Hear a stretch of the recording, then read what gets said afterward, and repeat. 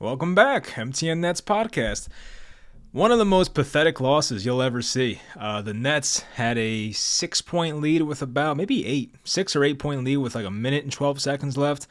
Lost the game. And just everything that could have gone wrong went wrong. And, I don't want to blame, it's a new team and make a bunch of excuses. There's no reason to blow this lead. I don't care if it's your first game together. It doesn't really matter. There is no reason to blow a game like this. I'm going to go see the play-by-play and see the exact score because just the way this game went down was crazy. I know Royce O'Neal hit that three to make it a 112-104 lead with 2 minutes to go. Then you had a 6-point lead with 118 to go. Mikal Bridges has the first turnover.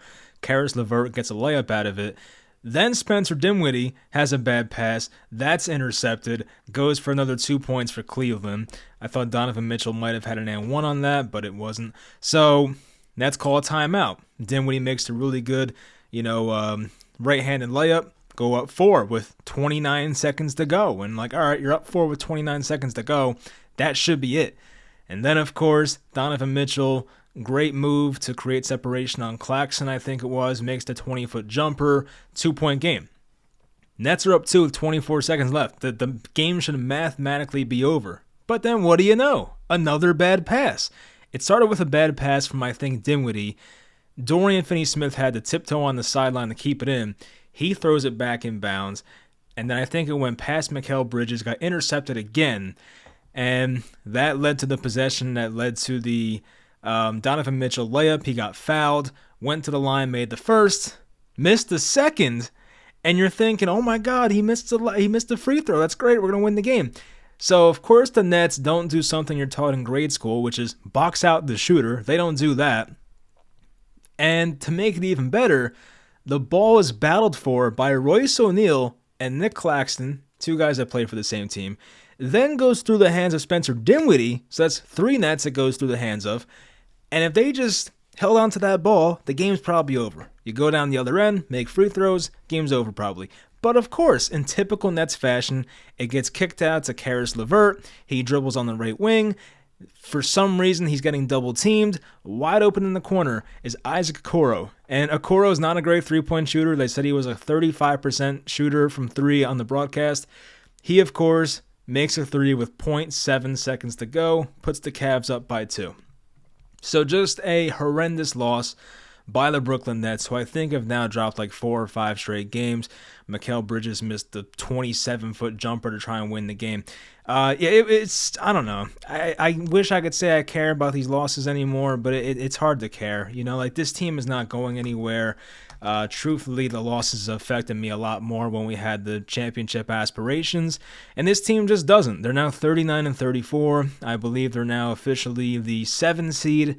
They play Miami on Saturday. If they lose that game, then it's pretty much you're in the play-in no matter what. I guess they'll play Atlanta or Toronto. We'll see. But hey, I don't care if they make the playoffs. I really don't. It sucks to say that because you don't want to root for your team to lose when they have a chance to make the playoffs. But this is not the NFL. This is not the MLB. These magical runs don't happen. We know it's the NBA. Superstars win championships. There are some crazy outliers once in a while, like I guess the 2010 Mavs, but they had Dirk pretty much in his prime. 2019 Raptors, but they had Kawhi in his prime. We don't have that. I mean, Mikal Bridges could be a very good player, of course, but he's not Kawhi level. He's not Dirk Nowitzki level. So, in my opinion, there's no reason to make the playoffs. I think the best thing for this Nets team is to probably just not make it and get a lottery pick and keep hoping that the Suns and the Mavericks keep losing, which seems like it could happen. I mean, right now, looking at it, the Suns are in 4th place in the West, but they are 3 games away from not being in the playoffs at all. So you never know. So we got to hope for a lot of teams to win there. Dallas is actually on the cusp of not making it. Dallas is only a half game up, basically, from the 11 seed. So they might not make the playoffs at all, which would be pretty awesome. So yeah, I don't know. The Nets will probably make the playoffs via the play-in, if you want to count that. Will the Nets win in the play-in? I don't know. I was pretty confident last year because we had 2 of the best scorers in the entire league.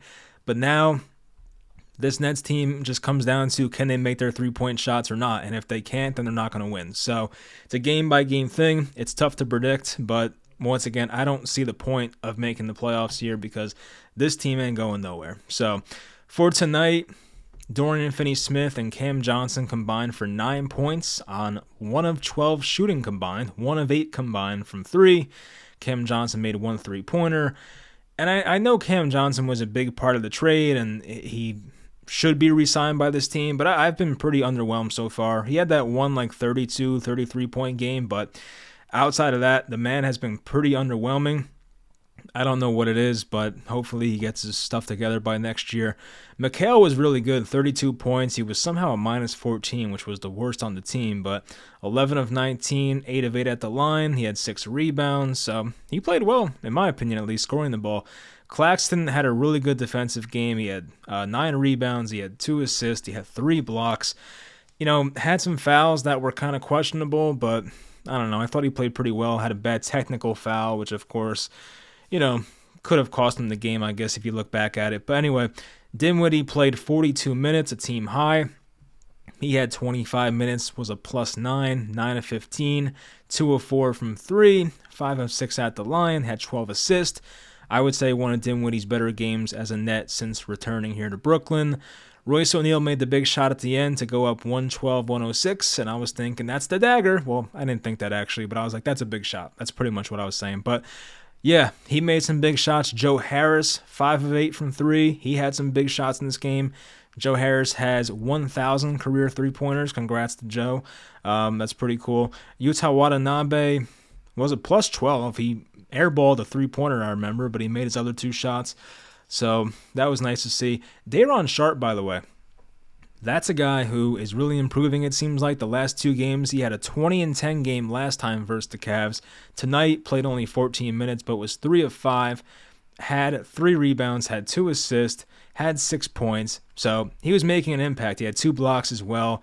Great block on Evan Mobley. He pinned him against the backboard. Awesome stuff there. Had a great alley-oop catch from Dinwiddie. Wasn't the best pass. Actually, he had 2 alley-oops from Dinwiddie that he put in. So weren't the best passes, but he made them. Seth Curry, 6 minutes. Wasn't his night, obviously. Minus 11, 0 points. As I've said before, there are nights where Seth Curry can win you a game and nights where he does not belong on an NBA floor, and tonight was the latter. So, yeah, I mean, once again, I just don't see this going anywhere. It is what it is. It's hard not to think about the good times this year when this team was 18-2, and now we're out here blowing games that should never be lost. But it is what it is. That's just how it is being a Nets fan these days, and hopefully they can find their way out of it in the next couple years. But I'm looking at the free agent list coming up. There's nothing that great. There are some trade ideas, obviously, but there's no quick fix. So they might have to build through the draft and see what happens. So hopefully Sean Marks, who it seems like he'll be staying, whether you like it or not, that's probably going to be the outcome. I don't know how I feel about it because that man fumbled the bag so badly once he had 3 superstars here. But in fairness, he did build the team up to the point where he was able to attract 3 superstars. So depends what side of Sean Marks you want to look at. But lately, the man has been pretty incompetent for the most part. He's had a record of being a good drafter, which is kind of the reason that you might want to keep him, but in terms of, how he was as a GM post-Harden, it was very bad. So it is what it is. I mean, my interest for the rest of the year is just hopefully the teams I don't like don't win the finals. I mean, I don't want Boston. I don't want the Sixers to win. I still don't like Giannis for what he did 2 years ago to us, but Western Conference, I don't really care if Kevin or Kyrie win. I don't think the Mavs have a chance in hell, but the Suns, I mean, it'd be all right. I would take that over Boston or Philly, that's for sure. So if KD wins a chip, so be it. But the Suns right now are, not looking that great lately. Kevin has been out for, 8 games maybe or something like that since he turned his ankle. So that was a weird fluky injury, but he's had a lot of those lately. So I guess in a way it does make us feel better as Nets fans because Kevin and Kyrie are not even playing right now. So even if they were still on the Nets, it would probably be pretty rough here right now. And Ben Simmons is out, so you'd have your 3 highest paid players not playing. So that would suck. But yeah, just wanted to hop on here, react to that awful loss. I'm not sure when the next reaction will be, but I know the season's coming to an end pretty soon. I'll just read off the rest of the schedule, because why the hell not? So right now they have lost 1, 2, 3, 4, 5 in a row. So I think the last time I talked to you guys was the last win they had, which was March 12th. So it's been like 11 days. But they had the loss at OKC, the loss at home versus the Kings, which was a close game, the close loss against Denver where they were down like 20. They came back, made it look close. 6-point loss against Cleveland last game where once again they were down by like 18 or something, made it look close in the end. And tonight's game where they just, they threw it away. So yeah, they won 4 out of 5 last time I talked to you guys. Now they've lost 5 in a row. So not very good. But Saturday night at Miami, probably the biggest game of the season standings wise. If they do lose that game, I would say the play-in tournament is pretty much a guarantee. After that, a back-to-back. They're at Orlando on Sunday night, 6 o'clock game. Then they're home versus the Rockets, which is weird because I think last year they played the Rockets at home, like one of their final home games. I don't know why it's set up like that again. 31st, they're home versus Atlanta. On April 2nd, home versus the Jazz. Then home versus Minnesota. At Detroit, home versus Orlando. And then home versus Philly, who might have nothing to play for. So that would be good. So, I'll try and make a prediction for what I expect the rest of this year. I would say between Miami and Orlando, I think they'll split those games. That might be a bit optimistic. I can see 0-2 as well. But we'll say 1-1. I would say they could beat Houston 2-1. Atlanta, they can win. I'll be optimistic here. I'll say 3-1. They beat Atlanta.